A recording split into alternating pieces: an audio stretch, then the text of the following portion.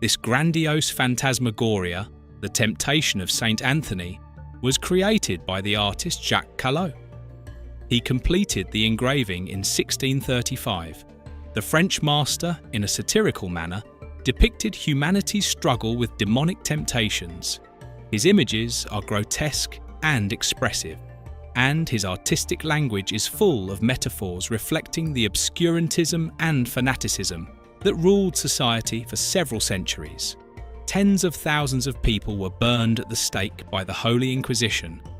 But not only those accused of witchcraft and sin perished in the flames.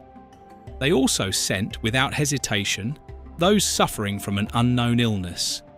Due to a strange ailment, people began to dance for no reason, went mad, and suffered in agony. What was really happening to them? Why did the unfortunate find healing with the monks of the Order of Saint Anthony? The dancing plague is how specialists refer to the mysterious event that occurred in Strasbourg in 1518. Throughout July, more than 400 people danced in the city streets for several days without stopping until they collapsed and died. One woman suddenly began to dance. It might seem that dancing is a lovely, pleasant activity, but the dance didn't stop. Moreover, many others who saw it also started to engage in an uninterrupted, mad, devilish dance. People danced until they dropped, and even beyond. They experienced hallucinations, devilry, something unusual. If eyewitnesses are to be believed, the mass dance in Strasbourg resembled a collective fit of madness. But most importantly, it was not an isolated incident. Throughout the Middle Ages, outbreaks of this mysterious ailment occurred here and there across Europe. The disease primarily affected Western and Central Europe, particularly the Holy Roman Empire of the German nation. The population decreased due to this illness. For example, in 944 to 945, in France, about 20,000 people fell victim to the first recorded epidemic. The second wave of the disease, which occurred 40 years later, claimed twice as many lives. Often, entire families perished. For many infected with the frenzied dance and hallucinations, it ended in gangrene. From the initial symptoms, pathologies such as gastrointestinal disorders emerge. Diarrhea occurs, leading to dehydration, changes in the skin, and tissue necrosis. There are several phases of this disease. There is an acute phase where death can occur within 48 hours. But all this is accompanied by a joyful euphoria. The Church, of course, explained everything as the influence of dark forces. They claimed that evil spirits possessed such people. Otherwise, why would they behave so wildly and literally rot alive? The ailment, called witches' cramps, was treated by the monks of the Order of Saint Anthony, who was long revered in the West as a healer. A brotherhood in his honour was founded in Grenoble, France, at the end of the 11th century. At the same time, they opened the first hospital there for those dying in convulsions and agony. As a result, the terrible ailment received another name, Saint Anthony's fire. Within just a few years, about 400 hospitals appeared in various corners of Europe to combat this disease. In addition to pig fat, which was applied to the affected limbs of patients, the monks used consecrated wine. They dipped the relics of Saint Anthony into it and gave it to the unfortunate to drink.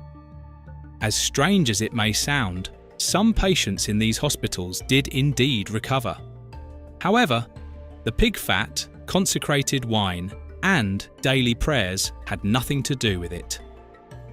By the end of the 17th century, researchers, skeptical of the idea of demonic interference, noticed that Saint Anthony's fire most often afflicted poor peasants from rural areas.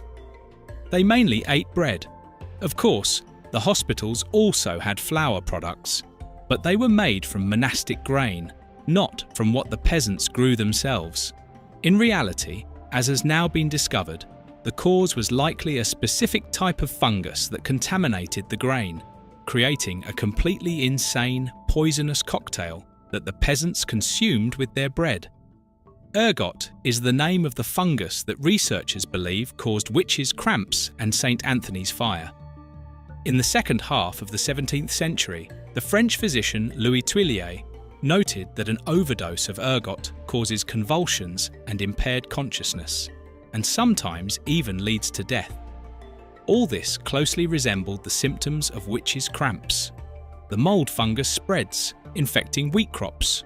As a result, a rotting process occurs, and this alkaloid infiltrates the structure of the ears, causing the plant itself to acquire narcotic properties. But that's not the scariest part. The toxic substances in ergot narrow the capillaries in the limbs, leading to thrombosis, necrosis, and ultimately gangrene. By the way, an antidote to the destructive effects of the parasitic fungus has not yet been invented. There is no antidote. The only option is to alleviate the symptoms of intoxication and conduct detoxification therapy. Today, these are extremely rare cases. The terrible disease receded by the end of the 17th century. The hospitals of the Antonine monks were virtually deserted. This was largely due to the fact that the main food for peasants became not bread, but potatoes. The last major outbreak of the disease occurred in 1951 in the French town of Pont-Saint-Esprit. Out of 250 infected, 4 people died. However, it's not that straightforward. There is a theory that the culprit was not the fungus at all, but mercury or nitrogen trichloride. Today, the chances of ergot getting into bread and then into a human's body are minimal. After all, in modern production, grain undergoes several stages of cleaning. By the way, the dangerous but fortunately very rare disease caused by the parasitic fungus is now called by a different name. The poetic medieval terms witches' cramps and St. Anthony's fire have been replaced by the dry and concise term ergotism. It derives from the French name for ergot,